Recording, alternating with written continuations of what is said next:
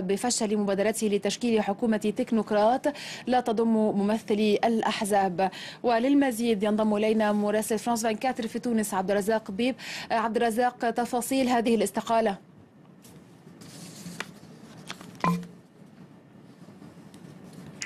نعم، في الواقع حصلنا على انباء من جهات رسميه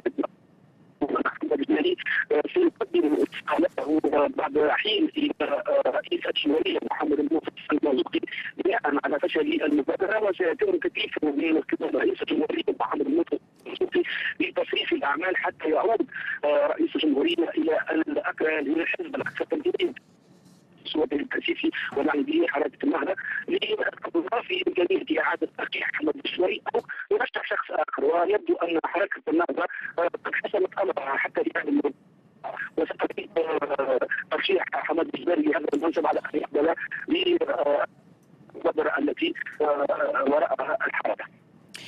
نعتذر عبد الرزاق بيب عن المقاطعة ونعتذر عن رداءة الصوت من المصدر، سنتصل بك بعد قليل.